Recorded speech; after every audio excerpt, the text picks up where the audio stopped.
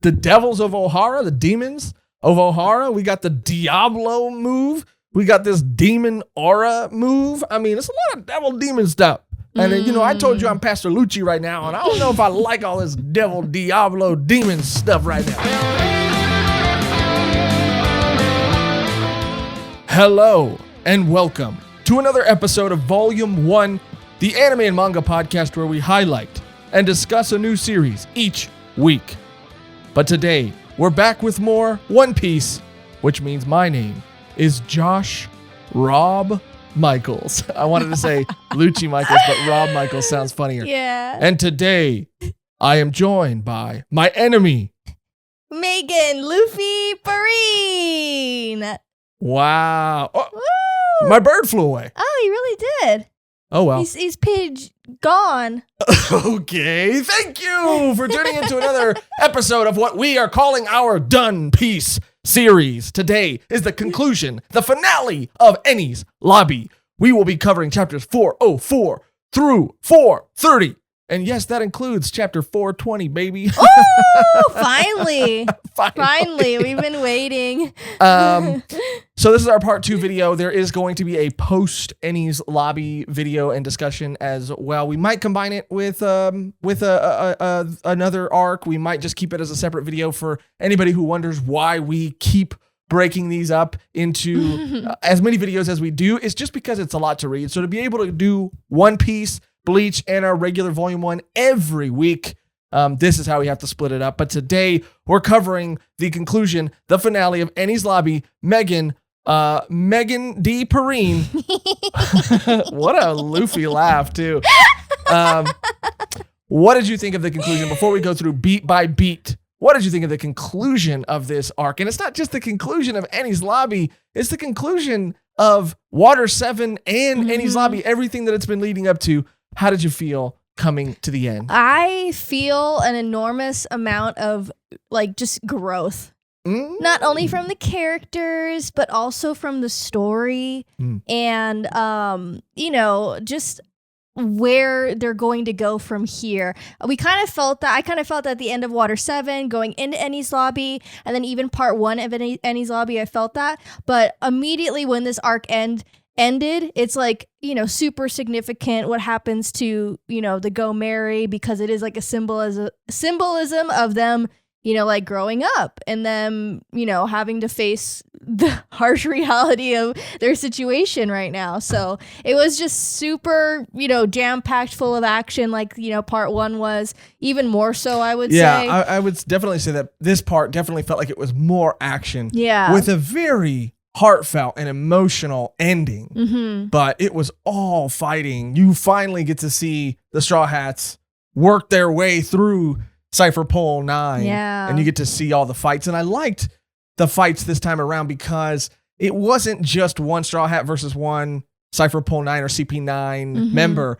They would tag in, or a fight would start with a Straw Hat, and then another Straw Hat would, like I said, sub in. And it was always fun, and it was always a way, it felt like, to keep me on my toes. And it felt like it really did that. And it made these fights, I think, more enjoyable, because I never knew who was going to pop in, who was going to, who was going to pop out. I mean, it was crazy. Especially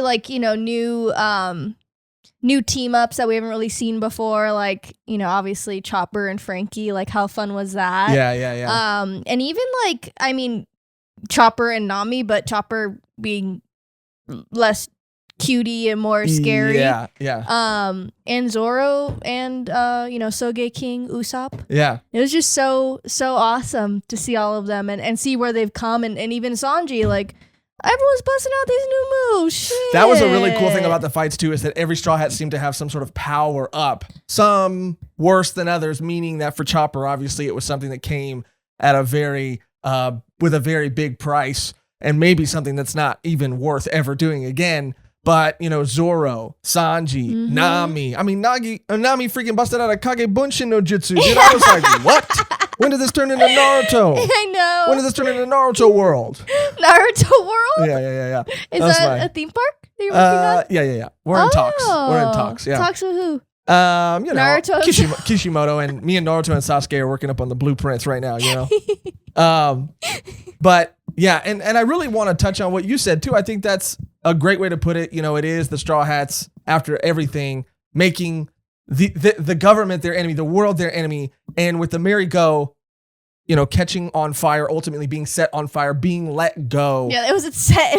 Yeah, it wasn't just on fire. They set it on fire. Which I understand. It was very symbolic. And Luffy's line about, he's telling the Mary, I know it's dark and lonely on the ocean floor, so we're going to give you almost like a Viking send-off here and now. But it was like, dang, dude, you didn't have to burn the whole freaking shit down and watch it burn in front of you. That's like watching. I mean, he compared it to a family member. He compared it to a friend for so many chapters. So now it's like, dang, dude, you're just going to freaking set your friend on fire and watch him burn in front of you? I mean, look, maybe I'm not a good friend, dude, but if you're my friend, you're drowning for sure. Over setting you on fire. Yeah, definitely less of a hurtful death. Yeah, that would be insane. But you want to drown? Yeah. Or be set on fire? Hard decisions. I don't want either, but if I have to choose, I'm drowning. I'd rather drown. Yeah. But you're drown. Right. You're right. They this does symbolize sort of their growth and them growing up and them having to kind of go on, continue on their adventure without this almost crew member, like this like very equally important member of their team there that was kind of there for all of them. And that was what was so emotional about that ending, is you get to see just how present and how much of a presence the Going Merry was for all of them. Yeah, it is just like a symbolism of like stability. Like they've always had the Going Merry, and they've always had the Going Merry to rely on. So now that that's not a thing anymore, they have to rely on each other.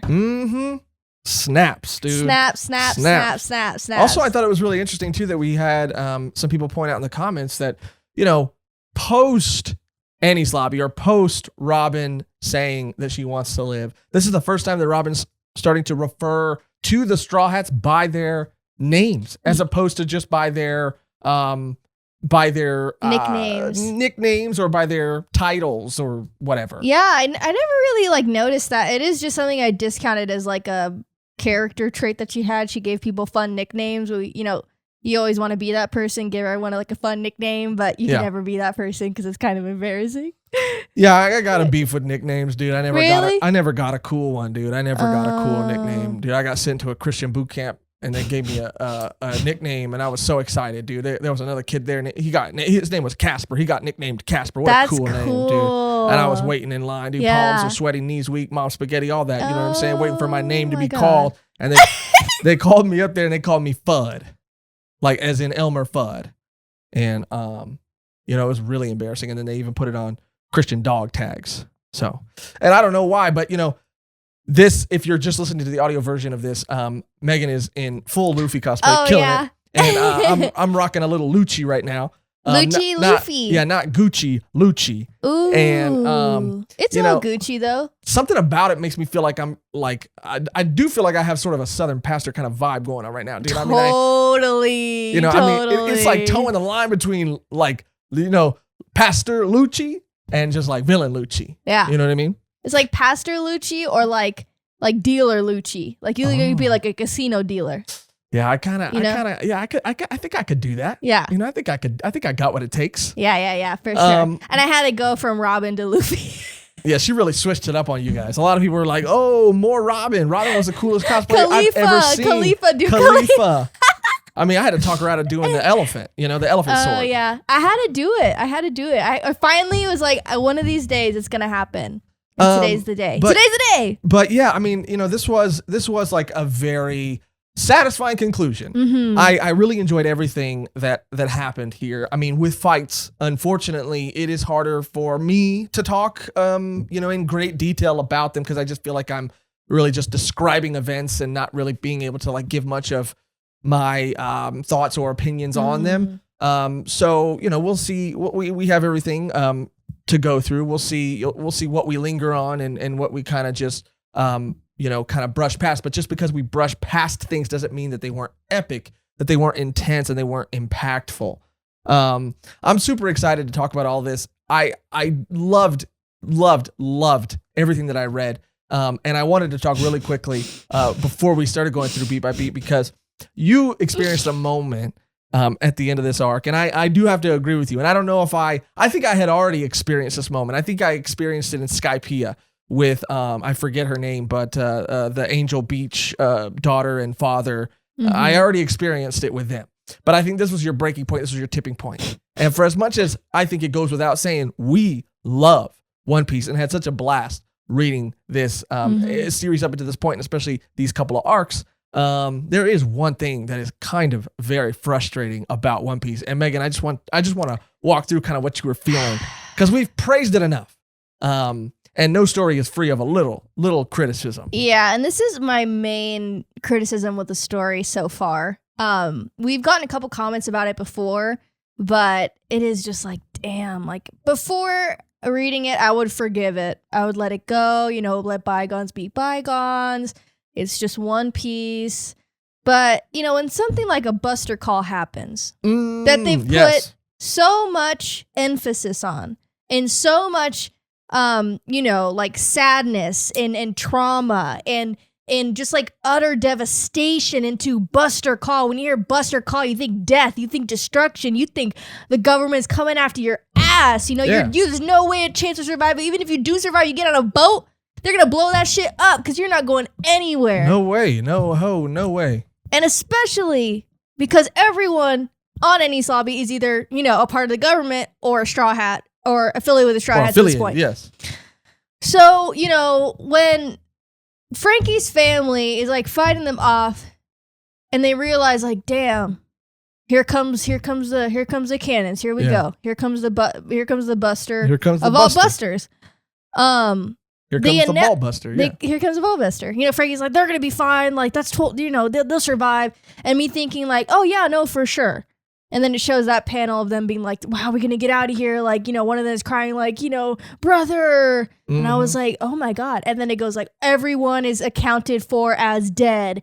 Everyone's dead. And we see Frankie's face just like completely shocked. And I was like, I got emotional. I started tearing up. And, before you go and reveal, and I think obviously everybody knows what the revelation or the ending to this story is, but before you go on, I really like that panel of Frankie really sold me on it, and getting to see him react to, yes, on one hand, I understand that we get to see him react to the news of that. And that doesn't take away, just because what ends up happening isn't what we think happened. No, it doesn't take away from how Frankie reacted in that moment. And I think that might be a lot of people's argument. But for me, seeing that panel, that half of a full page, and just the terror and the heartbreak, that he was wearing, it was really sort of, that was sort of undercut by the resolution. And but yeah, go ahead. Sorry. The resolution, like, again, like, it would be different if they were just fighting and it wasn't necessarily like a Buster Call situation where, they were just fighting the rest of the CP9 or even like the other military people. Like, oh, we found out that they're dead. It'd be like, oh, and I'd be like, oh, okay, well, maybe they're not, because we know One Piece. We get it. Yeah. But a Buster Call, I was like, for sure, like, oh my God, they're doing this. Yeah. Because no one survives a Buster Call. Yeah. Yeah. But yeah, except for the Straw Hats, the Frankie family, the remaining Kalifa members, and Sodom and Gomorrah, the two giants. I mean, I'm not saying anything bad. It's just I got teary-eyed. I was like, wow, they're really doing this. And I wasn't happy that they died, but I was like, wow, this is going to be like the first ever like super impactful, couple of deaths. It takes away from their sacrifice too. Like this, and again, like I understand that it doesn't maybe necessarily take away from their sacrifice. They were still willing in that moment. They were still willing to give their lives. And Frankie reacted the way he reacted because in that moment he really thought they were dead. Mm-hmm. So it doesn't, I guess to some people it might not take anything away, but for what it does for me is it does lower the stakes significantly. And I experienced that, when that girl, her from Skypiea, when her dad died and he made that sacrifice, and it was such an emotional moment. And this is a character who, again, like, I don't want anybody to die. I love One Piece. I love these characters. I've become super attached to the Frankie family, to the remaining good Kalifa members. I don't want them to die. I don't want Sodom and Gomorrah to die, or, Sodomu and, Gomorrah to die. Like, I want everybody to live, but sometimes in a story when there is death, it makes you realize how intense and how real the stakes are. But that is literally my only critique, and it's a small one with this arc. And I just felt like a fool. You know, I'm getting teary-eyed. I'm getting emotional. You are a fool. You're getting a little teary-eyed right now. Because you called me a freaking fool. That was not funny. I'm just kidding. I've been there and I've fallen for it as well. I fell for it in Skypiea. I fell for it hard in Skypiea. See.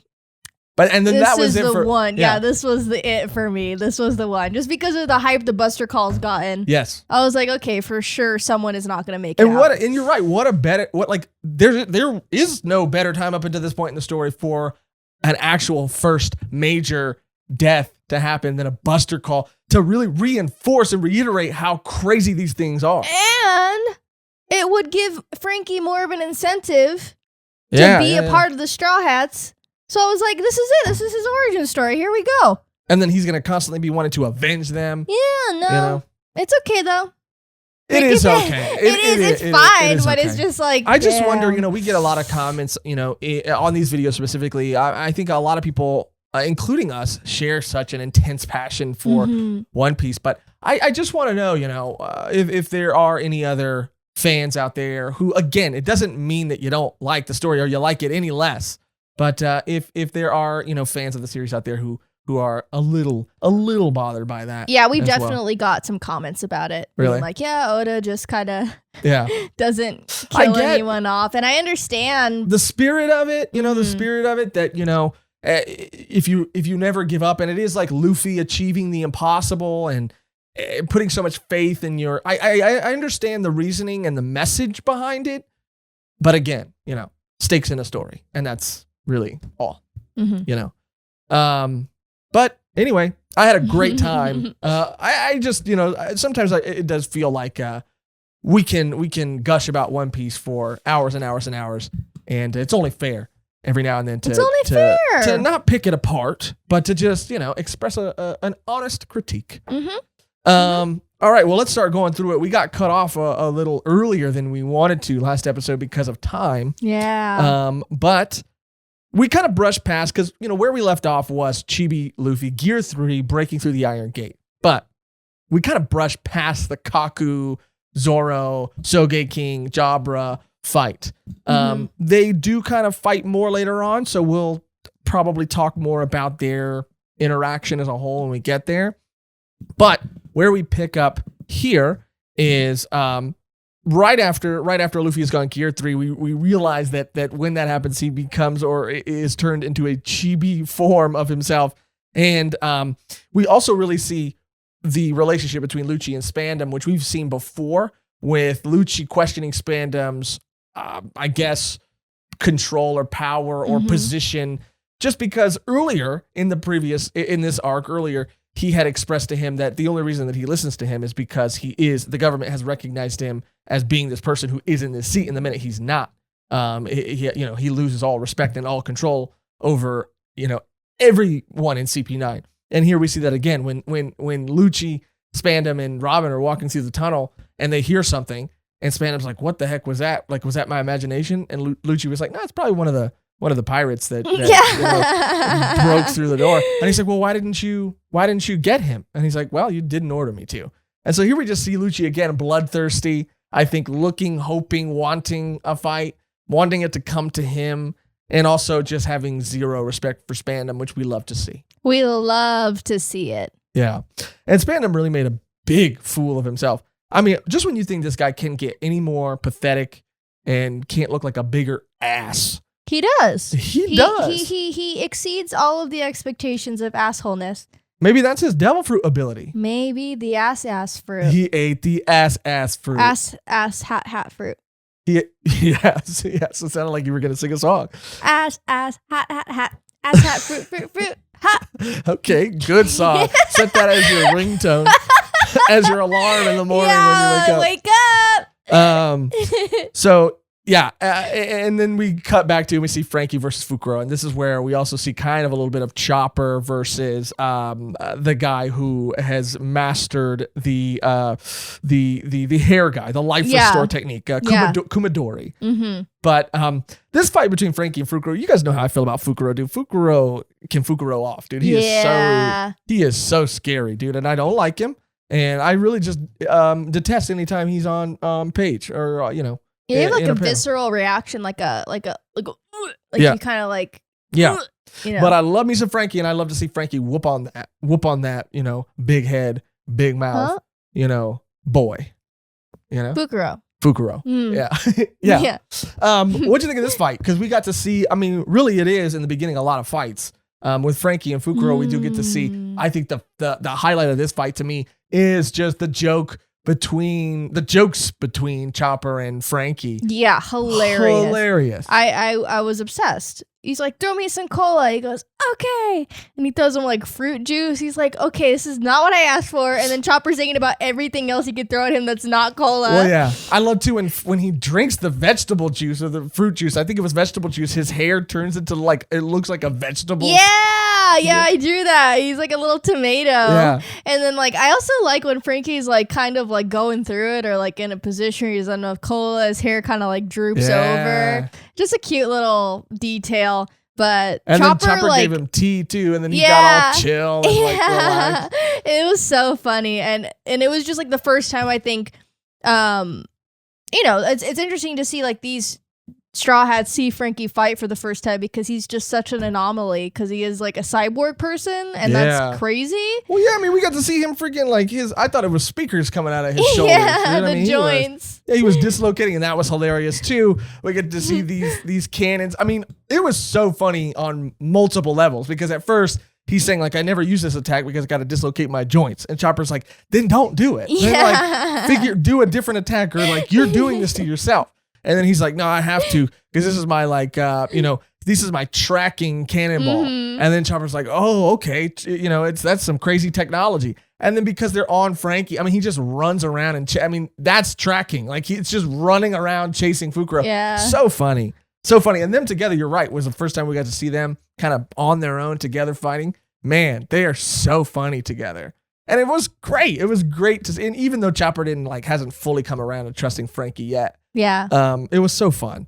Yeah, so much fun. And then, Frankie, is, goated. He is super strong, and he adapts in fights and learns in fights and, uses what he can and, just, assesses the enemy so well. And, even, his back and forth with Fukuro at the end of the fight, he's like, oh, I know how to kill you now. He's like, good, because I know how to kill you. Mm-hmm. Mm-hmm. I know how to kill you, though, too. And, yeah, he whooped on him, dude. He whooped on him, and, he gave him a good run for his money, but ultimately, it was nice seeing Frankie use that. It's a Kuda super, I think is what he used. Yeah.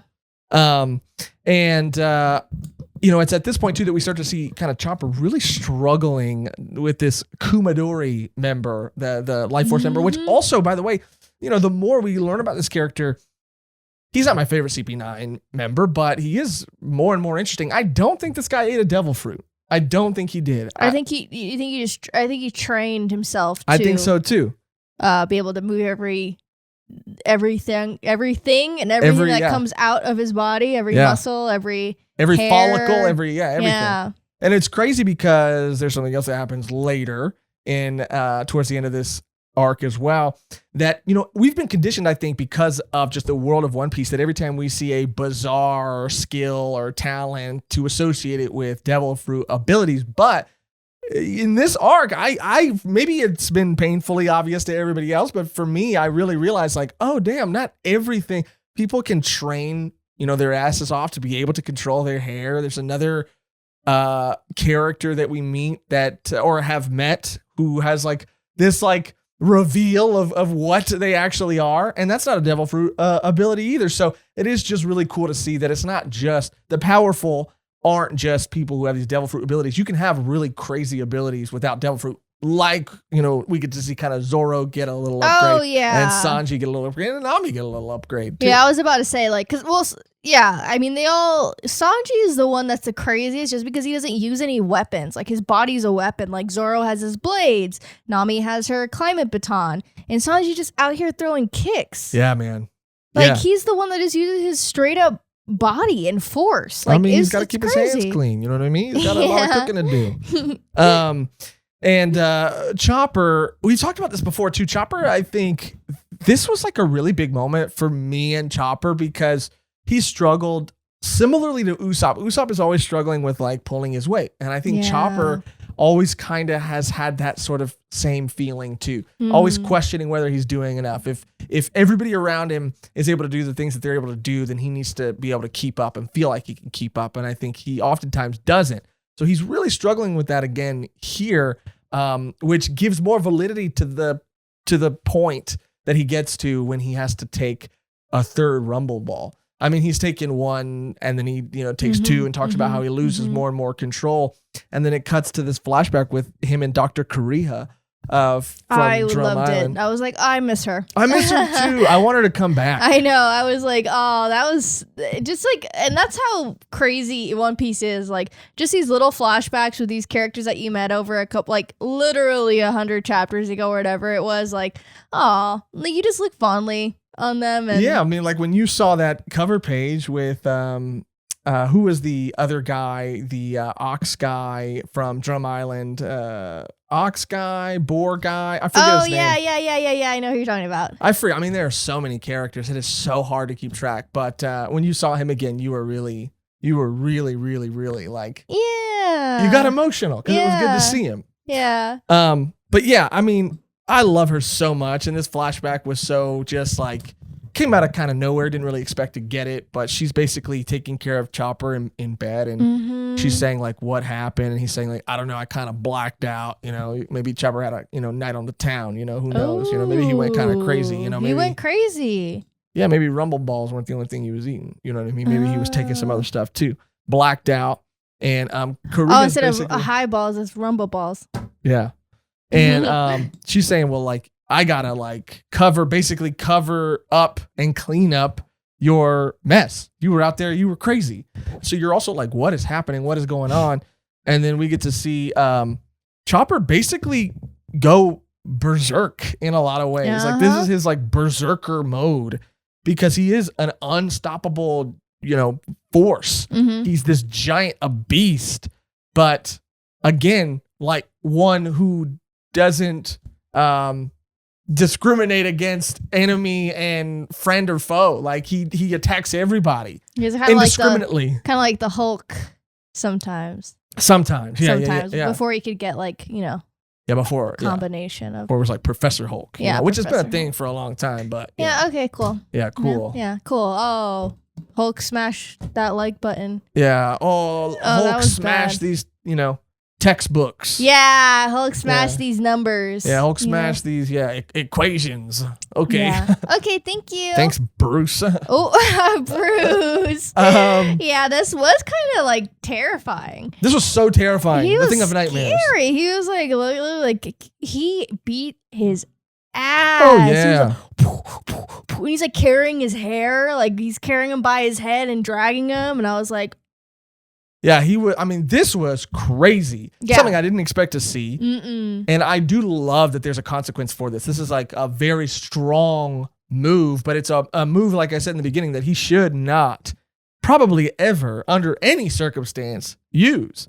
He will. I mean, he will, for sure. He will, for sure. Maybe he'll even, learn to control it better or I don't know, aspects of it. I don't know. But this was like crazy to see. Because he did feel like even the vacancy in his eyes, like these like white eyes, like he looked like he was gonna kill everybody. And that's cute choppy baby. Well, that was my cute choppy baby. Yeah. How'd you feel really about cute choppy baby looking like a beast, looking like a monster? I was shocked, and I knew he was in there. I knew he was in there somewhere. And when you really look at the complexity of One Piece, all of his friends, sometimes your friends see you at your worst. Mm-hmm. And sometimes you can't control the way you act towards them or towards other people. But Frankie noticed that everyone was accepting of Chopper, even if they didn't know how to deal with him at the time.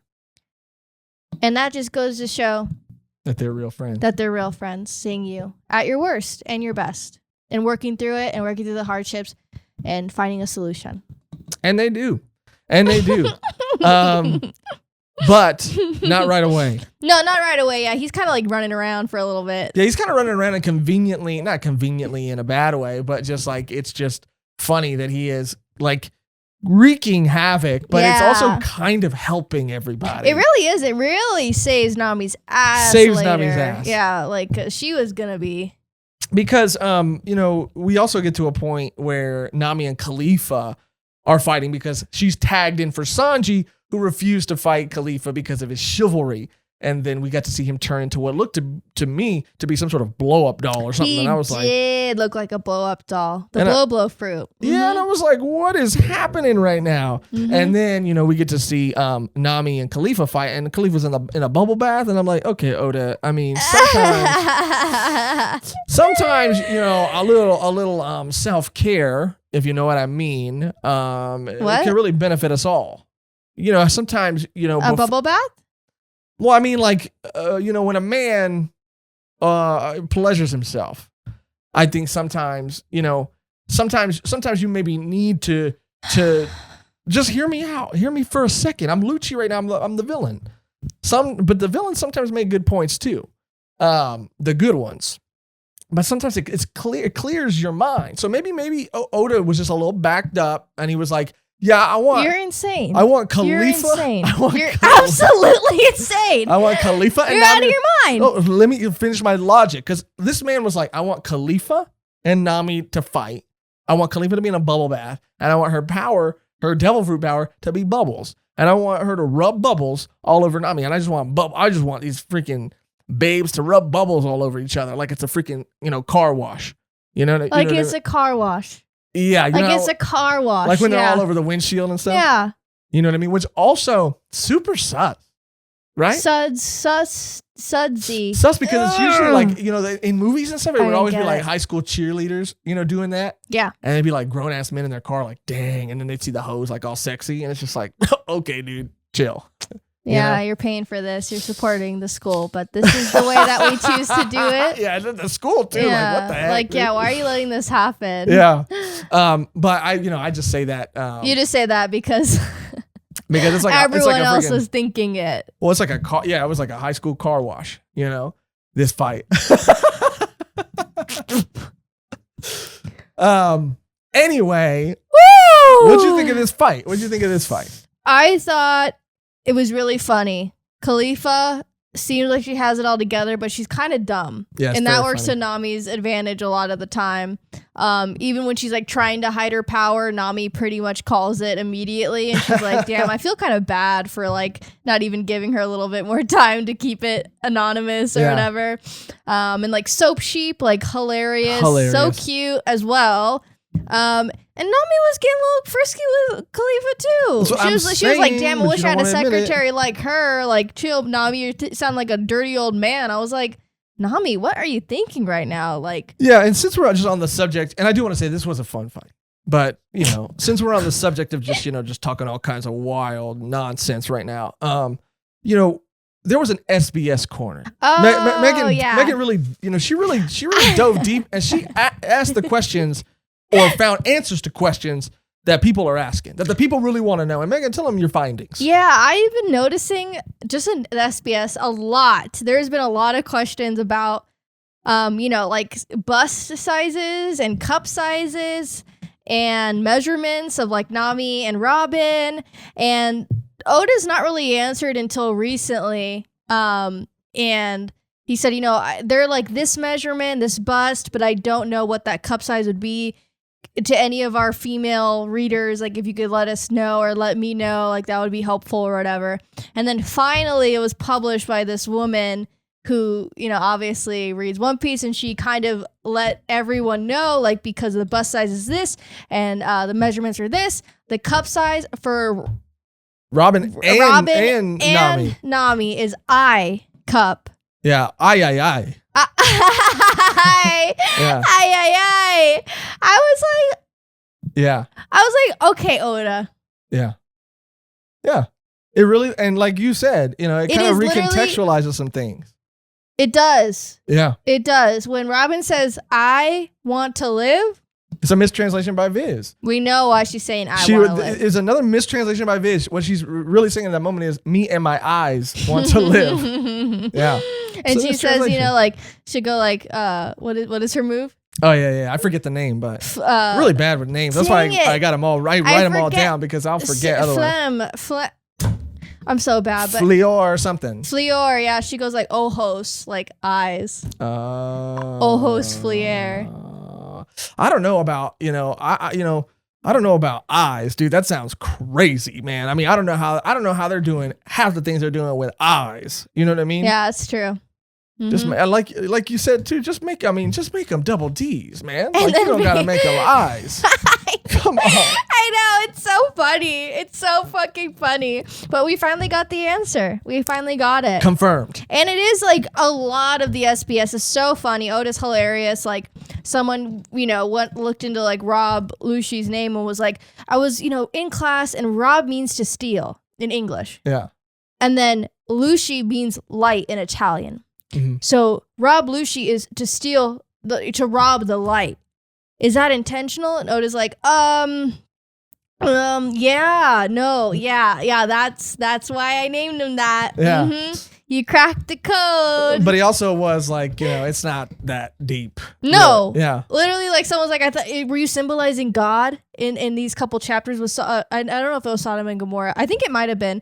Because of the towns, in the Bible. And he goes, it's not that deep. I just wanted to name him that. And I thought that was so funny because a lot of the time when we're reading this or just the fandom in general, like there are a lot of great themes and underlying, like messages in One Piece. And Oda does great. plant stuff. Yes. And set a lot of like things up, and a lot of things do have a lot of layered meaning. Validity, like a lot of things do, but at the same time. Yeah. It is just a fun story about some pirates doing pirate shit too, guys.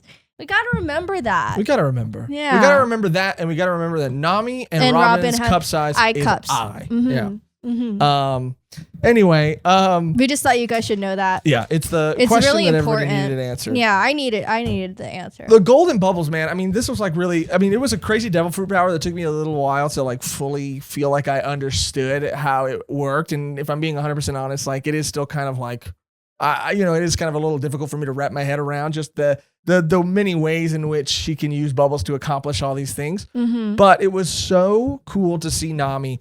Nami, since, and I think I said it in a previous episode, since Baroque works, has proven to me that she is a very capable fighter. Yeah, that was a long time ago. But here, I mean, she is on another level. Everybody's getting a little upgrade, like we said, but hers is so cool. I mean, she's, I joked in the beginning of this episode saying that it was like a Kage Bunshin no Jutsu, but it's a mirage. And it's so fun and it's so cool because, they're all different shapes and sizes. So fun. And she, I mean, her lines are sick too. Yeah, like my forecast is always right. Or yeah, something. no, yeah. She's like, I'm gonna beat you, and she's like, oh really? Well, I see a different forecast. Yeah. I was like, dang, Nami, she's like she's like a weather woman. She was really given a forecast. She needs like a little like suit, and like she needs a green screen behind her. Yeah, she needs a green screen. Her. Yeah. Because she was like, the forecast calls for like sunny skies. With a mix of death. Yeah. You think you're soapy? Mm-hmm. Get ready for. Get her. Get her. Get ready for the wind. Okay. Shit. Nothing rhyme with soapy. You think you're sudsy? Well, I'm gonna wash away your life. That was better, but maybe just leave that to Nami. Yeah. You can handle the Luffy stuff. For cash, sure.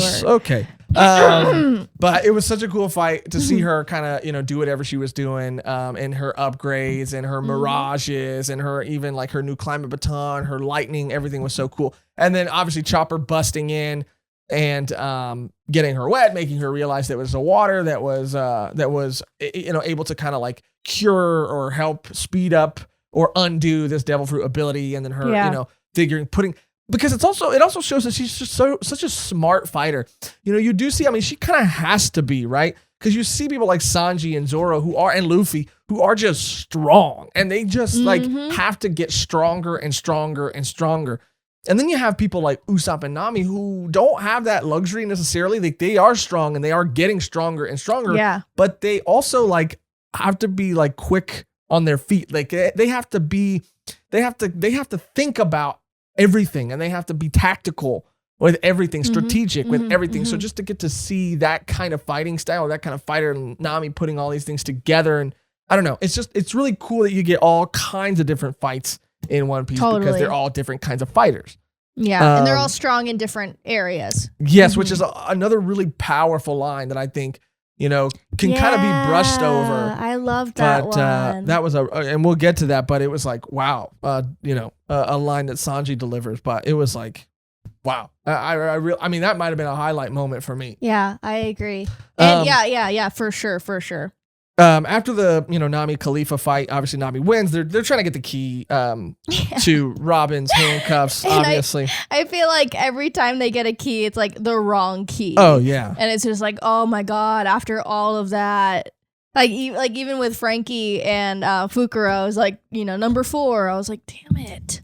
But, you know, that's when like Frankie comes in, and after Chopper has left, and basically says like, we need to help Chopper, and they come up with a plan to help Chopper. And it's basically to Devil Fruit users are weaker in water. So it's like, we'll push him in the water, and hopefully that'll weaken him enough to like kind of revert him back. And it does, but it kind of cuts back. I think before that, we cut back to Spandam and Lucci and Robin, and this guy, man, he sends Lucci after Luffy, and then is like trying to call somebody and trying to like, I don't know, make some sort of empty threat like he be doing.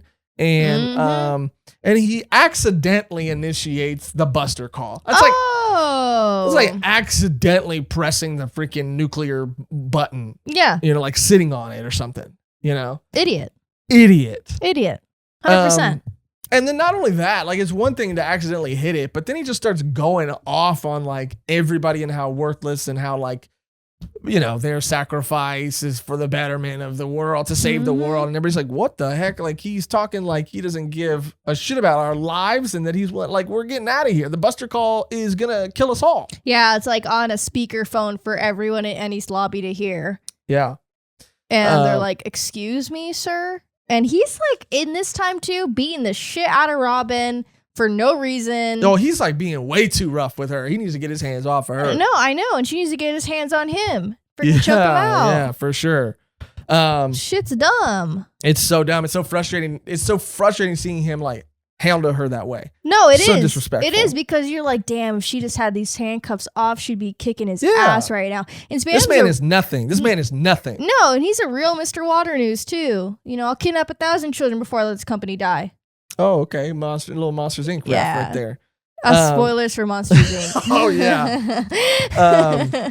But yeah, then it kind of, we finally get to the Lucci versus Luffy fight, which I think has been sort of amping up. And at least me, I've been sort of like waiting for this fight, eagerly for this fight to happen. And it finally happens. And what's so interesting about it is that a lot of the fight, the first portion, the first, maybe not half, but a lot of the beginning of the fight is Lucci versus Luffy. And Lucci does not even activate his devil fruit ability. I mean, he is just toe to toe. Obviously, he's the strongest CP9 member, but Luffy is having a hard time, and he still has not gone leopard model yet.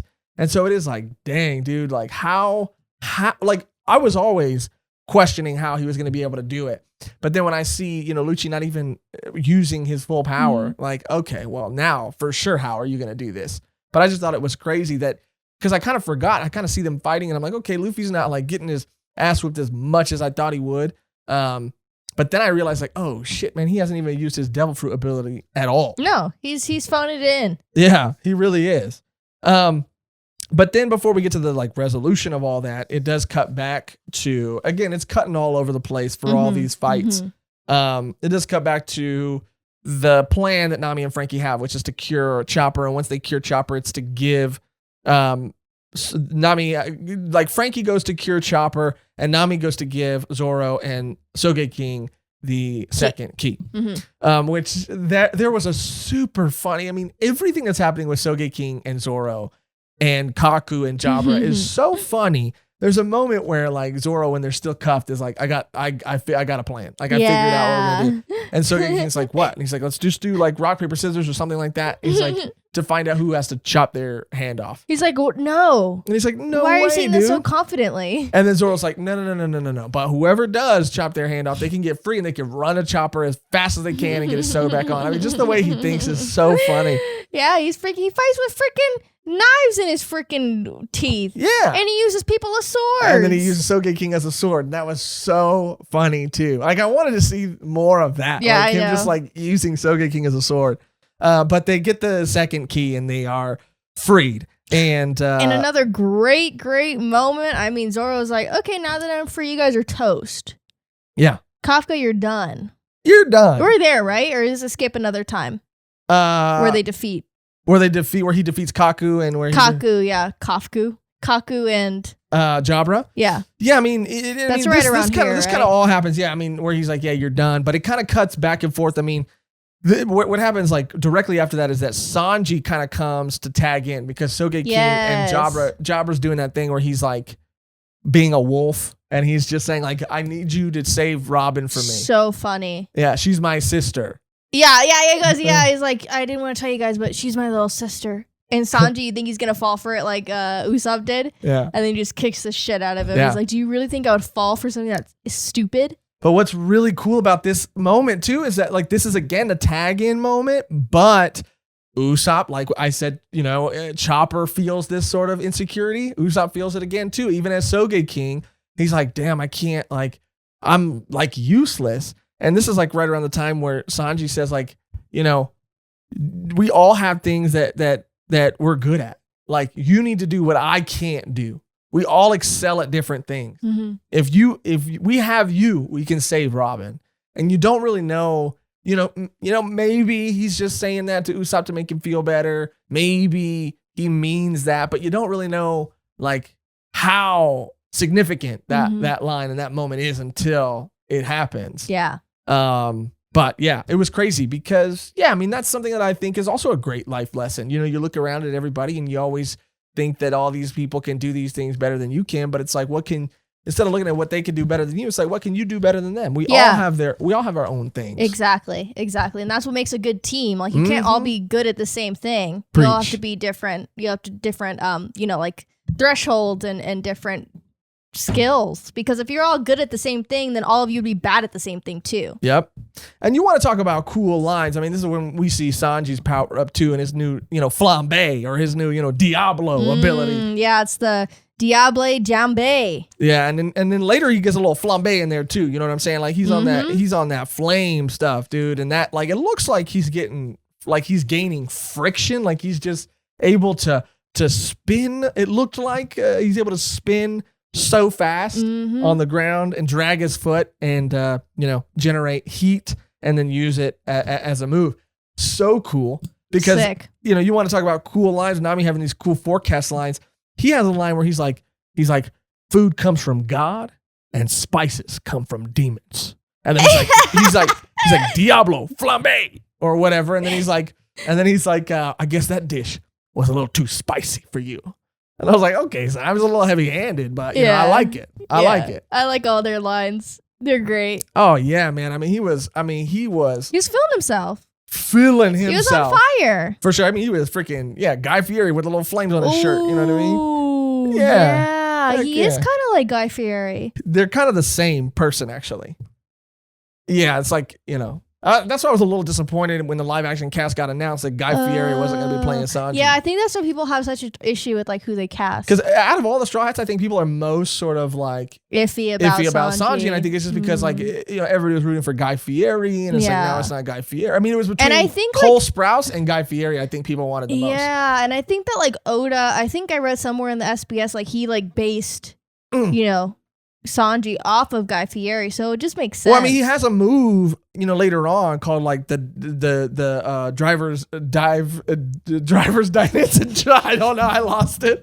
Oh, I lost it. What a crazy name for a show. Diners, dive-ins, diners, drive-ins, and dives. What a dives. Oh, diners, drive-ins, and dives. What a crazy name. Oh my. Yeah. But that was so cool to see, and I want to see more. I want to see like these moves get even crazier, and I want to see them build off of these moves now because they're doing some crazy stuff. Yeah, they're doing some crazy shit, and even it's so funny. Like, Nami not calling Usopp his name, like she's like, oh, like Snipes. Oh yeah, and that was funny. He's like, okay, and then she's like, no, Sop. He's like, okay, can you even try? Yeah, and like not associate us together. At one point, he's like, it doesn't even have the vowels of either in it now, or something like that. Yeah, so funny, so great. But now you're talking about Zoro being a badass. This is where we kind of cut back to Zoro and see his new demon. Which they're kind of a lot. We got devil fruits. We got the devils of Ohara, the demons of Ohara. We got the demon. The Diablo move. We got this demon aura move. I mean, it's a lot of devil demon stuff. And then, I told you I'm Pastor Lucci right now, and I don't know if I like all this devil Diablo demon stuff right now. Can I get an amen? Can I get an amen? Amen. I want to watch me some good old fashioned demon slayer. Watch them boys slay them demons. In the name of the Lord, in the name of the Hashira, in the name of the Father, the Son, and the Holy Hashira. Yeah. That's what I tell all my congregation. I get them all gathered and I say, praise the Hashira. He don't got me kangured out. He don't got me kangured out. Suyoku. Yeah. Yeah, and then I tell him what my Bible. He don't got me kangured out. He don't got me kangured out. He don't got me kangured out. Praise God. Yeah. We're going on a Mehgan train to heaven. Yeah, we're going on a Mehgan train to the promised land. Can I get an amen? Can I get an amen? Woo, holy shit. That was really funny. Pastor Lucci might not like that, but I love it. Lucci, if he ate the door fruit, he would technically be a luchador. Oh my God. Oh my God. Oh my God. Oda is a master mind and a madman, but he really dropped the ball on that one. He really dropped the ball on that one. I know. Wow. Lucci. Lucci, I'm home. And I gotta say that in the cosplay. Lucci, I'm home. Woo. Anyway. Then it cuts back to and when Zoro has his cool move too, which by the way is like the Demon Aura 9 sword style. Asura. Yeah, so cool. It looks like and I'm pretty sure it's like he's moving so fast and it looks like he's got 9 arms, which is just an awesome visual. But he also, a little, he turns into a little bit of the freaking, what's it called? The Donald Trump show. What is it? The intern or whatever? The Apprentice. He turns into the Apprentice right now. He looks down. He looks back at Kaku and he's like, "Oh yeah, you're fired." I love that moment. You're fired. Because he goes, with 9 fingers, you're fired. Yeah. What's his name? Paulie. Paulie's like, if you see those guys, let them know that they're fired from their position. He's like, okay. He goes, Polly said you guys are fired. He goes, guess I have to look for a new job. And I was in like, this economy? Yeah, I know. Good luck. No, actually, you could do probably. I get a severance? No, yeah, no. You get severance. We're gonna severance your head off. I like that a lot. Mm-hmm. But yeah, that was a cool kind of badass moment too. And we kind of get to cut back to Robin, and we haven't really seen, Robin's kind of been dragged around by Spandam this whole time, and we really haven't gotten to see how she's reacted to everything that's been happening until this moment where Spandam's getting closer and closer to getting her through the gates and getting her onto this like ship. Mm-hmm. And she finally starts realizing that she might need to stall for time a little bit. Oh, yeah. She freaking bites the ledge of the ground. I know. I drew that. I was like, oh my God. She's like, they're going to come save me. They're going to come save me. But yeah, we see her like a complete 180. She is like all in now. She believes that they're going to come get her. She wants them to come get her. She does want to live. She has she has just had a complete change of heart, and you really like feel it now, especially with her covered in blood, you know, grabbing the ground with her freaking teeth. And like I said, it's just cool because we haven't got to see how she's kind of reacted and how that moment between her and Luffy has impacted her until around this time because there's so many other things going on. Yeah, for sure. So then, you know, it's like still Luffy versus Lucci. Frankie breaks in, and you know, there's a moment where, you know, Luffy has to like help Frankie get by. So he goes gear 2, starts you know, giving Lucci a hard time. This is when Lucci finally uses his devil fruit ability, but Luffy is still able to hold him off long enough for Frankie to get through, because the plan now is that Frankie's gonna take the keys that they have, catch up with Robin, and give her the keys, which I think is really cool that Frankie is giving her the keys too, just because it's just so, I don't know, it's just like they were, you know, at the beginning of the Enies Lobby arc, it's like they were together, captured on that train. Yeah. And it's just cool that like he's the one, because I mean, you really think about it, it could have been any of the Straw Hats that like delivered the keys. Yeah. But it's also just like because he's had such a change of heart about her. Yeah. And he's on the other side of the coin, like all that stuff we talked about in the first part, like that he's the one to like, you know, free her from her chains and her shackles and her cuffs is like cool. Yeah, that was a really cool moment. And the fact that they were like working together too, like I just love these team ups that we're seeing. I do too. I'm a sucker for them. So Frankie gets through, goes after Robin. Then we cut to, again, Robin, you know, trying to struggle or struggling to keep, you know, to slow everything down. Yeah, and Spanos being a dick. I mean, he totally is doing like the Star Wars moment. And he's like, you know, the one who called the Buster call? Yeah. It was actually my dad. Yeah. And I was like, you need to chill. Yeah, they're probably sparing me, you know, because they fired a warning shot. And he's like, they're probably sparing me because I'm the freaking guy or whatever.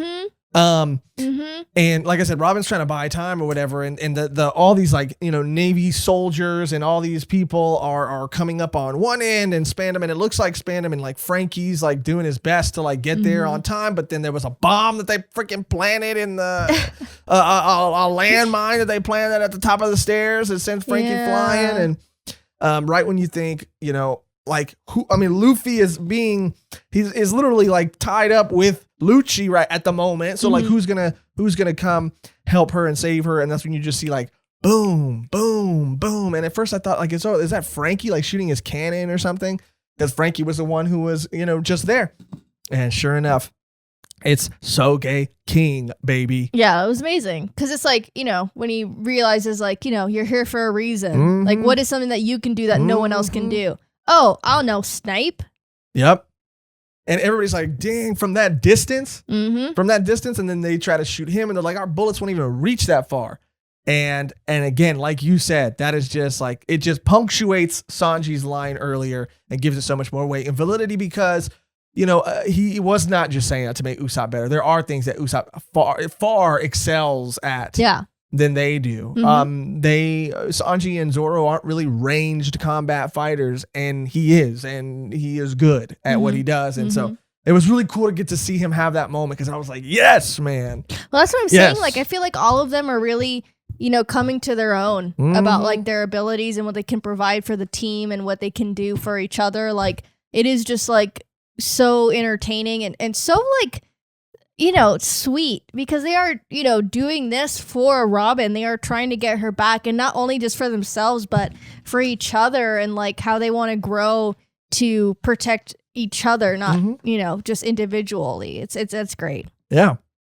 Then Robin gets her cuffs off finally, because Frankie, you know, comes back, goes through all the keys. Spandam's like, if you got all the keys, you've been up through all of CP9, what the heck is going on? And I thought that was a really cool, like, you know, thinking about it after everything that happened, like all the CP9 members except for Lucci as of this moment, like it really was like, damn, like I don't think any of the CP9 members had ever been put up with against a fight like this before with anyone else, because they have just been on this pedestal for so long, and they're like, you know, these lives and people don't really matter because we're just going to beat them anyway. And I think that like ego death is like also another huge thing in One Piece. Like, you know, there's people that think they can do whatever they want just because they have like power, or they've, you know, won a lot of fights. Like, no, like the Strats are going to come in and humble your asses because you need it. Yeah. Yeah, and they even said that this CP9 was the strongest CP9 group of CP9 members that has ever existed up until this point. Too. Yeah, so it's even more satisfying to see them getting knocked down a peg. And they're stressing. Even the whole military is stressing. They're like, if they took out. Yep. If Lucci is fighting. Yeah, and Straw Hat Luffy still hasn't beat him, then they start to get a little nervous. And they even say like, "Don't do anything. He's gonna take care of it." I was like, "Yeah, well they got a rude awakening." But that's when like Lucci floods the tunnel because their plan was to all the Straw Hats were gonna go through the tunnel. They were all gonna meet up, and then they were all gonna meet on this ship, and they were gonna use that ship that was gonna escort Robin through the gates. They were gonna use that as their way of escape. So Lucci kind of throws a wrench in that by flooding the tunnel, and then Luffy goes Gear 3 and really gets to show the potential of Gear 3 because when we saw it before, we only saw it for a moment before he went chibi mode, but now we get to see how powerful it really is and how Luffy can just basically, his limbs turn into the limbs of a giant. I mean, it looks like he's inflating air. I think it's even bigger than a giant. Like, it was crazy. Yes, it was crazy. Huge. And we get to see, too, that because, and this is what I love about this devil fruit ability and the applications and implications of how it can be used in the future, is Lucci even sort of explains for the audience how Luffy is able to go Shave or Gear 2 and even Gear 3. And with Gear 2, what he's doing, the reason his legs were pumping that you had such a visceral reaction to, it's because, his blood vessels, he's pumping, his blood through his body faster. And the reason that people aren't able to do that is because their literal blood vessels would explode. But because every part of him is rubber, his blood vessels can also expand like rubber as well, too. And it's also, obviously why he can put air. I think he describes it as putting like air through his veins or something to make his, hands big. But it's just so cool. The imagination and the cool, the potential, the future potential of moves that Luffy's going to be able to do now. If we're looking at like his devil fruit ability like this. Yeah. I mean, like before he never really had a reason to hone these skills because it was like, oh, I can just stretch and do this and do that. Whereas now it's like, oh, I need to learn these skills because, I thought that was a really important line too. Like, I need to beat you. I need to beat you because if I can't beat you, how can I protect anyone? And it was like, yes, in that moment, how can he protect anyone? Because if he let him go on and he didn't beat him, they would go on to kill the rest of them. Yeah. But it was also like, if I don't beat you here and now, like, how am I going to stand up to Aokiji? Like, how am I going to move forward? How am I going to beat... I know there's people way stronger than you. How am I even going to go toe-to-toe with them at all if I can't beat you here? And, like, how Luffy learns is through fighting. And if he beats him, if he gets that knowledge, he can use that to his advantage. Yeah. Yeah.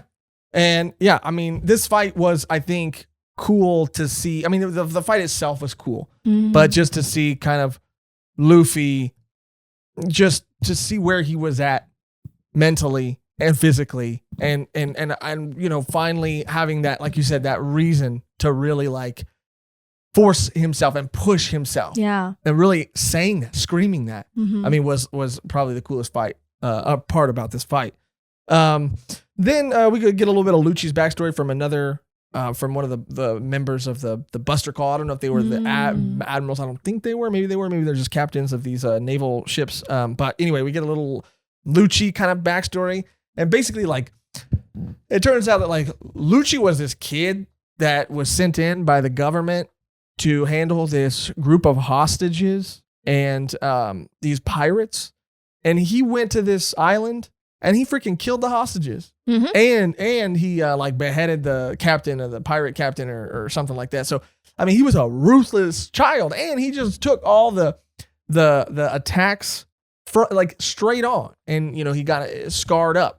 So he has a thirst for blood. He has this man's thirsty. And he's got the scars. It's kind of interesting too. The scars are the shape of like the symbol of the world government. So I don't know if he literally is like, I mean, you could look at that a lot of ways, really. Like, WG for life. Yeah, you could look at it as like a WG for life kind of thing. You could look at it as like, I don't know, like either in a way he represents, I mean, I think the pain and the destruction and what he called like, dark justice. This fool's freaking Batman over here, calling it dark justice. I am dark justice. Yeah. But it was just it was a cool little. It's not backstory like we get for other characters. It was more a couple lines, quick. But it was cool. Learn a little bit more about him. But also how he was respected and feared amongst the other soldiers. But then Frankie protects Robin, and I think this was a cool moment. I only wrote this down because he says, if he would have been this strong, in the past, then he would have been able to protect and save Tom. But, he's this strong now. And so he's going to protect and save. And even Robin says that too. She's like, I'm not going to let, myself repeat what I had done, in the previous Buster call because I'm not scared of anything because I'm not alone anymore. Yes. And that was important for her to overcome too, because she was literally like shaking in her boots. Like, I can't even move right now just because it was so triggering to her. And then she goes, oh, wait, like, I don't have to be scared because I know that we're all going to get through this. And I know I'll have people that, care for me on the other side of this. Yeah. Yeah. And I forgot that was a really powerful moment too. Yeah. Everybody else was drowning in the tunnel. Okay. Everybody else was drowning in the tunnel. And we're like, okay, how are they going to get out of this one? And then lo and behold, I was shook. Kokoro's a mermaid.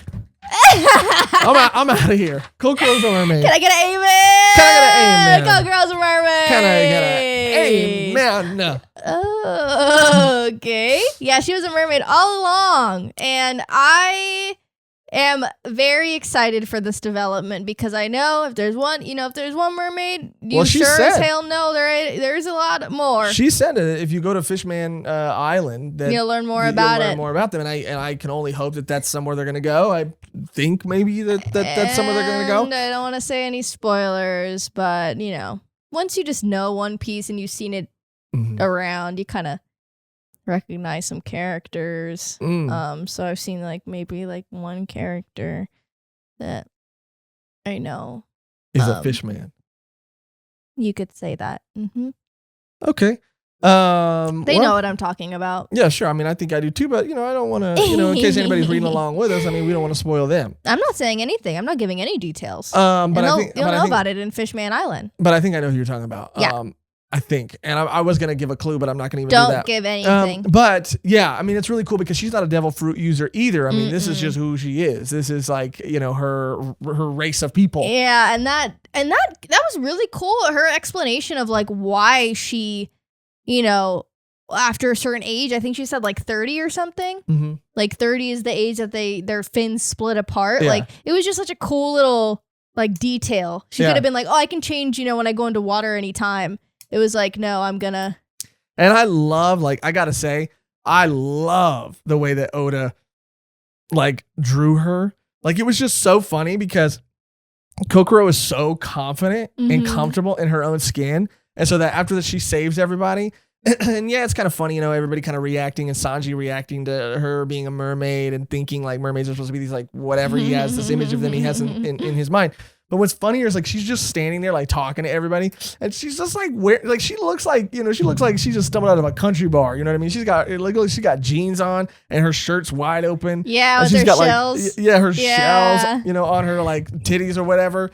And it was so because it was funny, but also she was so confident that I don't know. I was just hell yeah. She's great. I love her, and it does make sense why her and Tom were so close because they were both fish people. Yeah. And it's just hilarious. The interactions are what could have shocked them so much? And then Frankie was you were the one who did that. Put some freaking clothes on. And even Chimney's I always wondered why you had scales and fins, or you wouldn't. That's your grandma.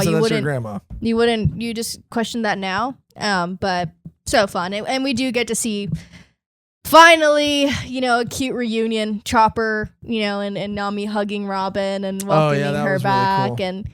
And Sanji tries to do it and they push him away. And because I feel Chopper is one of the guys, but he's just so cute and baby. I feel Nami and Robin just baby him all the time. And he does that thing when he's he's the best. And I just love him. But that was such a cute moment. I was finally, it's been so many chapters where they haven't been together. and getting to see them finally like embrace Robin was really cool. So then, that we kind of talked about this in the beginning, and for the sake of time, like we won't linger here for too long, but that's when Frankie gets the call from, or overhears that the Frankie family and the Galley Law and the remaining members have been like killed, dead. And he reacts the way he reacts, and then we find out later, like we said in the beginning, we talked about it in the beginning. We find out later that they're fine, but they're fine. In that moment, you're like, oh my god, no way. I really thought, I really, really believed it. Like this was This was the time that I believed it the most because of how hyped up this thing was. I was like, wow, like that makes a lot of sense because everyone else died in the other one. Yeah. No, I mean, but it's okay. No, it's, this is literally the only nitpick critique that I have. Not maybe only, but, it's probably one of my bigger critiques, I guess. And, but it doesn't take away anything from the story. No. And I mean, we get some really awesome moments. Obviously, Lucci and Luffy are still fighting and they're going at it. Like both of them are pretty beat. I mean, Lucci's still, fighting and putting up a good fight, but he's kind of like, damn, I didn't realize you were this strong, dude. Like, yeah. And that's when like finally this was so crazy. I think we're right around here, right? With Usopp and Luffy. Yeah. I mean, we're pretty much right here. I mean, like, just to catch us up real quick to that point, but yeah, that's when the gang kind of, before the Usopp thing, the gang kind of all tells Luffy, like, we're safe, we're good. We're going to go to this ship. Like, we're going to, like, we got to all get out of here together. Like, we got to all, let's get out of here together. And then the other, the other soldiers show up, the 200, devil fruit users. Ooh, that was crazy. Yeah, and because they're like, this guy's on the same level as Smoker. Yeah, and they're all carrying. I mean, they're all like mowing through these devil fruit users, like. And that's crazy because like Smoker was like always there, and like they fought him a little bit, but Smoker gave him a hard time. They did, and now they're like, okay, gun, bye, done, bye. They're just so much stronger now. And that's then after that, that's when the Sogeking takes his mask off and finally reveals himself to Luffy. And Luffy's like, Usopp, you came? Yeah. He's like, yeah. Yeah, he's like, but I didn't come for you, dude. Yeah. I came for freaking Robin, man. Yeah, that's what he sounds like in my head. Came for Robin, man. But he does deliver those lines in a cool way, and he says, like, just because there's a lot of black smoke doesn't. There's a lot of black smoke, but you can still see the blue sky. And I think for sure this is a Viz thing. I don't mind the way Viz translated it, but he says like, we're not dead yet. Like this isn't in Viz. It literally translates, or they literally translate it to like, this isn't the afterlife. Stop acting like we're in the afterlife. Like we're still alive and kicking. And you can relax once we get to the afterlife or whatever. It's just afterlife. And then I've heard in other translations it's called different hell or whatever. But yeah, and he's like, stop making me worry. And that part, I was like, when he is literally tearing up, and he's saying like, I'm here to save Robin, and he goes after Lucci, and he's like, I'm going to mess you up, man. Like, I'm going to, you're this come and at you're me, that. come at me. And Luffy's like, you're going to die. You're going to die. And he's like, then get up and stop making me worry. And it's just like, I know. Yeah, it was a lot. I mean, it was really, really awesome. Just getting to see Usopp's face. I mean, we kind of saw, there was a moment where his mask fell off, or, we saw the lower, his jaw, but I don't know, just see with his mask off, mask off. And just Luffy see him, and for Luffy to see, him and realize who he is, or not realize who he is because he puts his mask back on later, and Luffy's like, where did Usopp go? Yeah, good, Usopp's not here. You wouldn't be able to handle this. He took a boat. But that was a really powerful moment.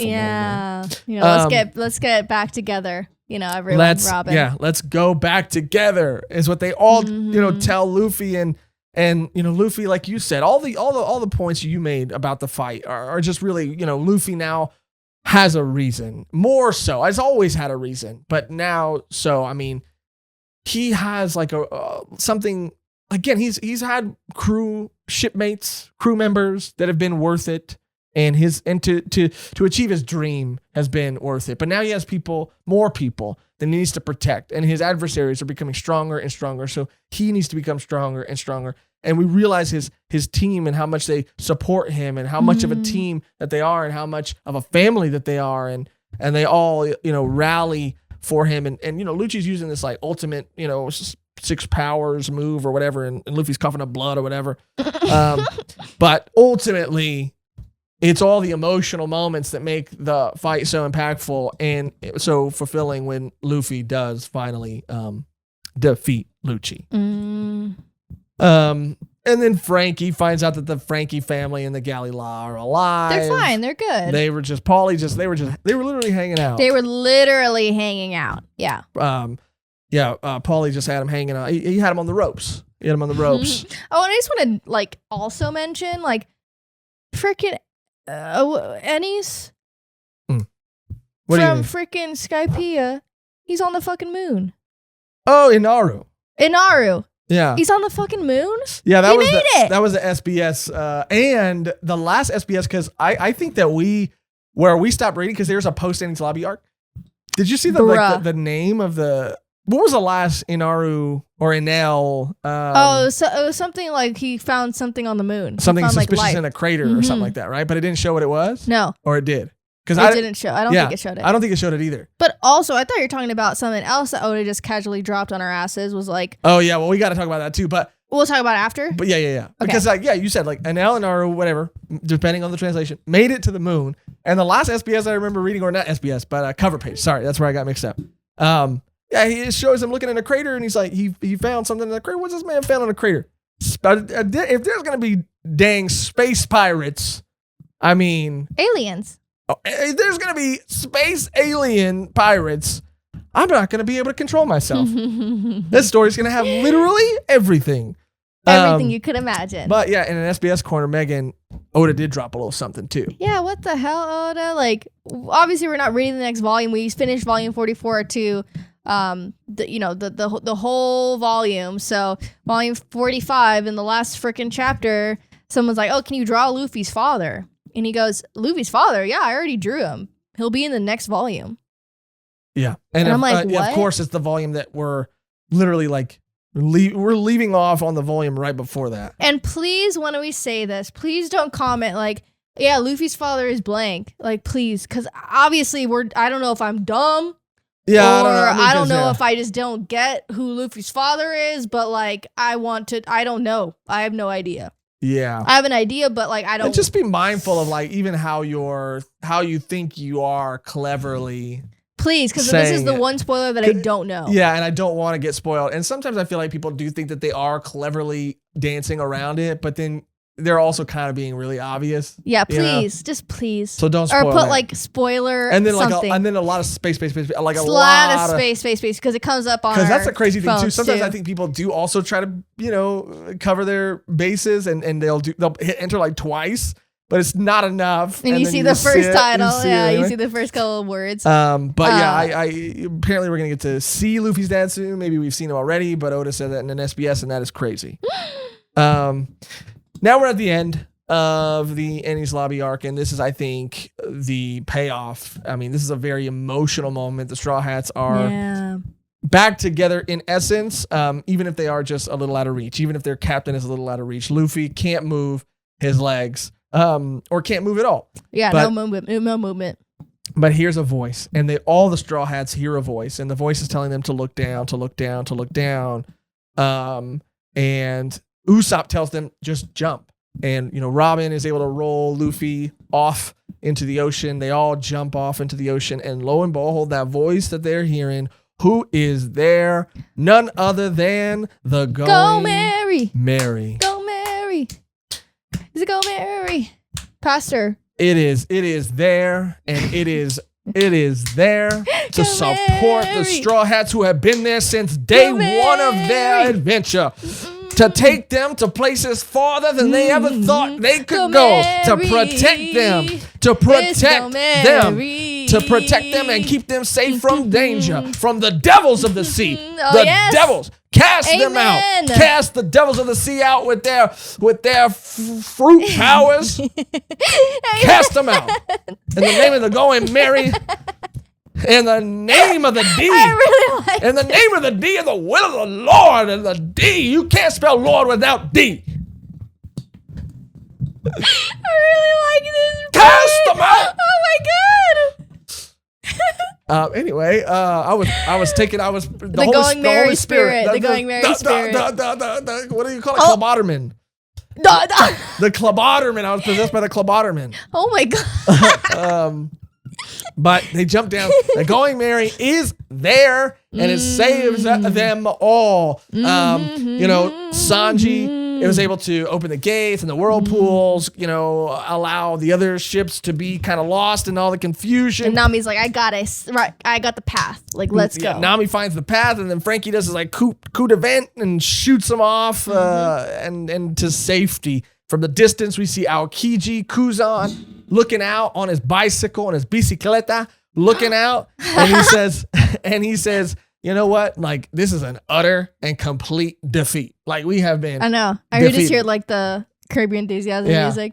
Yeah, because he's looking at everything. The strongest fortress in the history of the Navy. 800 years, no one's ever broken in, and now he's just like, he gets there late on his bicycle. Pee Wee Herman gets there. You know what I mean? And he's just looking out at everything like, oh, whoopsie. If I was here, this would not have happened. And also, F you Spandam for like making that other call saying like, oh yeah, you can actually kill Robin now. I mean, this was happening way earlier, but he's like, oh yeah, you can kill Robin now because I'm Aokiji and I'm Aokiji and I give you permission. Like he was trying to pretend to be Aokiji on the transponder. Yeah, he's a bitch. Why does that surprise you?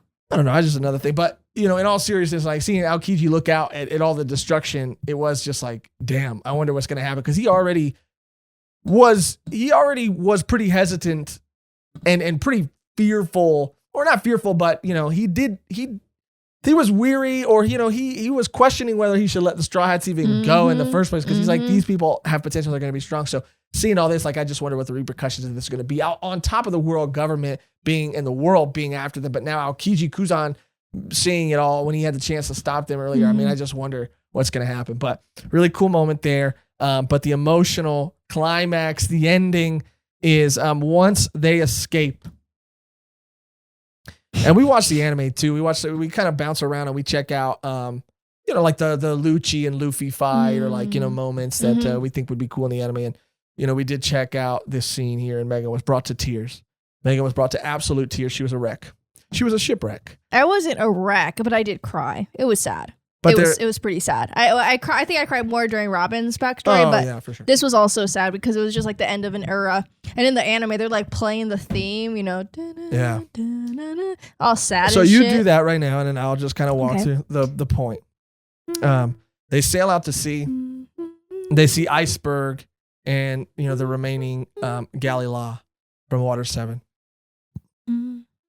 Iceberg says that he also heard a voice, and he heard a little Clubotterman on the shipwreck, on the wreckage of the valley, on the shipwreck, on the debris hill valley island, and he said, I don't know it.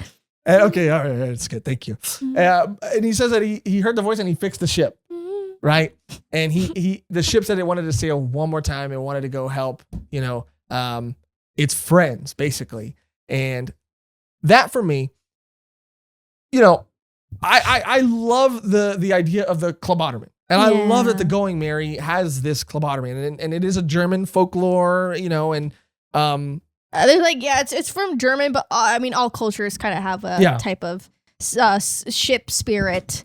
Yeah, I love lore. all of it. But I am like, when I first saw the Going Merry there, I was like, okay. I was thrown off a bit. How? I mean, we saw this thing like destroyed, and I thought like, I really hope it didn't put itself back together and then get there. So when I found out that Iceberg was the one that kind of like also heard the voice of the Clubotterman, like put it back together, reassembled it, and then kind of like it was taken by the winds, I was like, that's cool. I like that a lot. And the gang's like, okay, well, we're going to keep going on our adventure. And he's like, you need to let it go. Like the ship it breaks in half. Yeah. And he's like, fix it again. And he's like, it was a miracle I could fix it the first time. It was a miracle that it came out to the sea to get you. Like that's a miracle in itself. Chill, Luffy.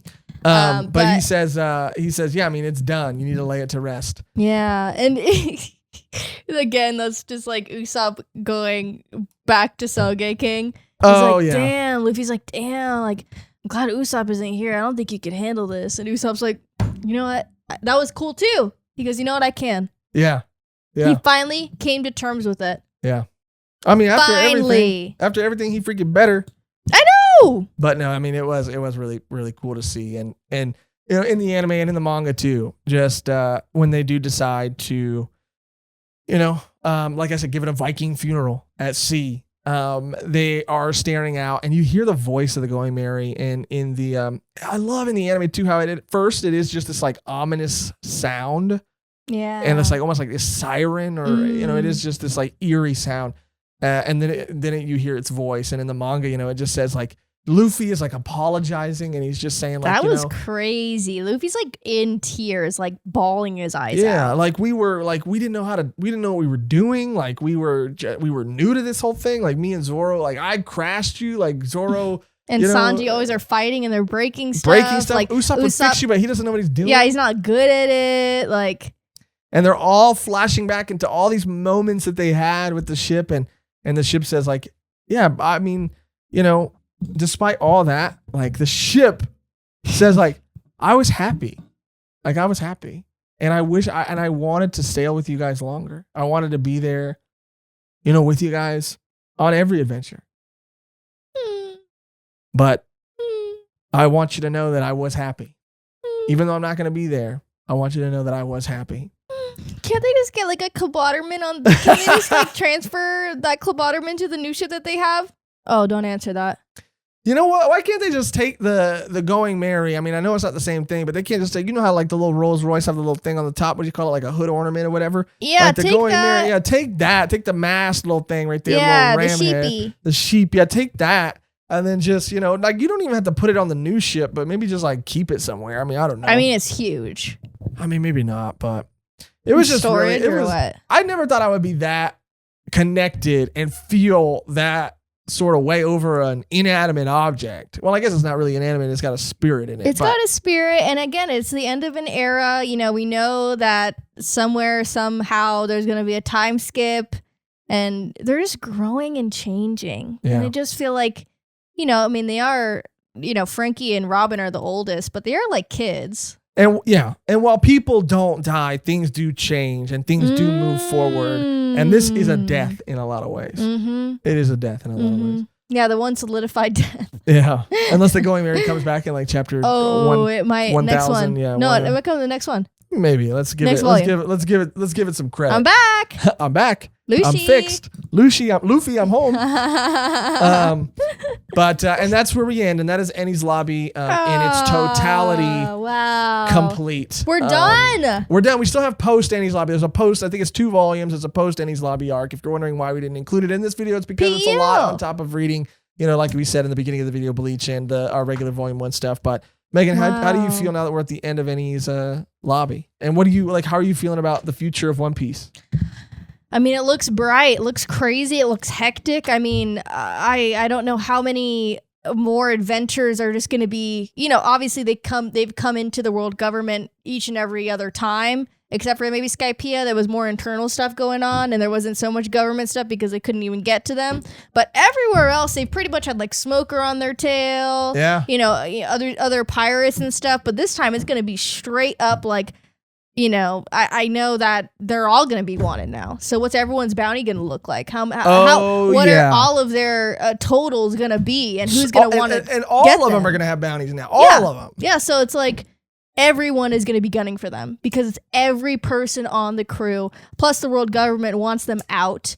And it's just like how carefree can they be really now? Yeah. You know, before it was like, yeah, we'll get away from them. We'll keep running and it won't be that big of a deal to mess with them. But that's kind of what Bluno was saying too. Like, you realize what you're doing. Like, you have to realize exactly what you guys are doing. Like, yeah, there are serious ramifications to this, and you feel that going forward. And even though we're a couple hundred, I think, chapters away from the time skip, you know, you really do after Water 7 and after Enies Lobby, you really do feel that sense of growth. Things are changing. They have grown not only in strength, but they have grown in experience. They have grown in their bonds. I mean, you know, you really feel them working towards being the legendary Straw Hat crew, the potential like crew of the new king of the pirates. Like they are really on this road. And I think even Robin said that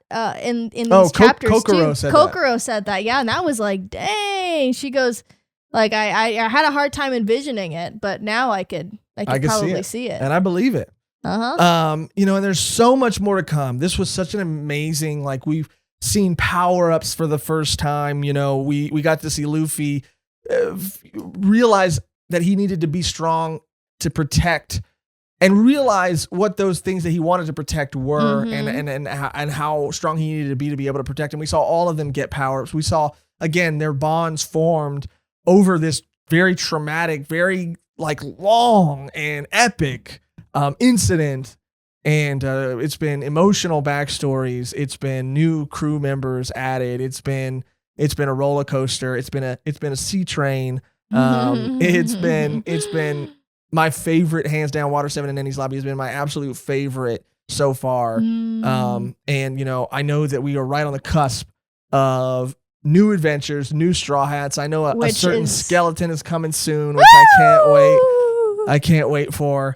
And I am high on One Piece, dude. I'm so high. I feel it too. I'm faded off One Piece right now. I'm faded off One Piece, dude. I got that freaking devil ganja. You know what I'm saying? Dang, I should have brought like something like Lucci and Luffy smoking weed together after the fight. Yeah, I loved all of this, and it lived up. It lived up to I think what a lot of people were saying that it was going to be. Well, everyone's like, don't call it peak because that would imply that everything else is bad, but like, I mean, what we've seen so far, this was definitely like, it just felt so complete. It was all ramping up to this one thing. Ramping up. Yeah. Going full throttle on the sea train. And we're going full throttle on that sea train too. And just, being high on One Piece and being at the end here. If you noticed, and if you're watching this as it's coming out, then you'll notice this is the second One Piece video in a row that we have done. And we are going to try our hardest to continue to do One Piece every single week to bring you a new Done Piece video. Because like I said, we're really feeling it right now. We're really just enjoying this series and getting to talk about it, getting to share it with you guys. And on top of being able to still do our Bleach episodes and our Volume 1 episodes, like we don't want to neglect those either. But, for the foreseeable future, as long as we can keep it up and as long as we can, it's something that we can maintain, we're really hoping we can do One Piece once a week. One Piece once a week. Once a week piece. Once a week piece. Once a week piece. But that's gonna do it for another episode. Thank you so much. Especially if you're here all the way at the very end. Thank you for tuning into another episode of Volume 1, another Done Piece episode. Let us know now that we've gotten to the end. I know we still got post Enies Lobby, but let us know now that we are in the know, just your feelings on Enies Lobby and Water 7 as a whole. Like, what really grabbed you? What were your highlight moments? People said that there are speeches and things that were said here, that changed their life. Yeah. And that's really, powerful. And that's really great to hear. And we love hearing comments and stories like that too. So just let us know, what this arc meant to you. And if you decided to read this, or if it's your first time reading it and you did it because you wanted to read along with us, let us know if you enjoyed the ride and how much you did, if you did. But that is where we leave you. Before we go, we do have to thank and we do have to shout out our wonderful, our beautiful, our amazing Patreon members. Lord. Consider it a tithe to the Volume 1 podcast. Volume 1. And your support allows us and gives us the financial freedom to break the shackles and to achieve our full potential. Potential you to the give max. us the strength. Strength. You give us the love. Love. And you give us the power. Power. To do what we do every week. And we love you. 7 days. From the bottom of our hearts. Bottom of our hearts. And we appreciate you so much for everything you do. You allowed us, because of your donation, your tithes, you have allowed us to continue to keep up with this cosplay that you have seen week after week after week. And we want to continue to raise our production value and to be able to allow us and give us more free time to cover more videos and do all kinds of things like that for you. And you allow us to do it. I'm looking at you right there. Thank you so much. Thank you so much from the bottom of our hearts. And give you a volume 1 amen. Amen. Volume 1 amen. Amen. And that's coming from Pastor Lucci. But thank you guys so much. And if you would like to become a Patreon member, and if you would like to be one of those people that we thank and we just, give a little shout out to at the end of all of our episodes, and if you want to just help us and support us and just, like I said, it's a donation. It's just something that no matter what you're able to give, if you're able to give anything, and I know that not everybody is able to give in a financial way, there are other ways that Mehgan will tell you that you can give, but if you can, and we'll consider giving in a way as our beautiful Patreon and YouTube members have, and you would like to help us out, then you can do that by going to patreon.com/volume1pod, or you can click join and become a YouTube member. Click join on this video and become a YouTube member. You get early access to our exclusive bonus Patreon podcast, and all that good stuff at our lowest tier. Thank you so much, Mehgan. Tell them how else they can support without breaking the bank. Yeah, if you guys, don't have any spare berries to give us, no problem. You can support us for free if you become part of the Algorithm Gang.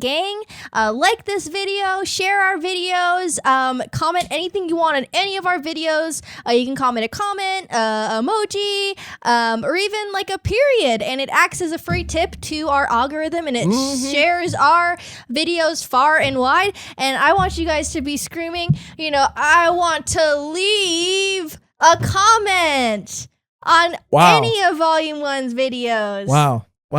Thank you so much for your support. No matter how you choose to show it, it is all equal in our eyes. Everything helps. We appreciate it all. But that's going to do it for another Dumb Piece episode. The only thing left to do now is to get out of here in our outro that's always the same and never changes, which today is... Rest in peace, Mary. Yeah. Wow. Thank you for watching. Thank you for listening. And until next time, rest in peace, Mary. Wow. What a somber but also beautiful and a way to tell us.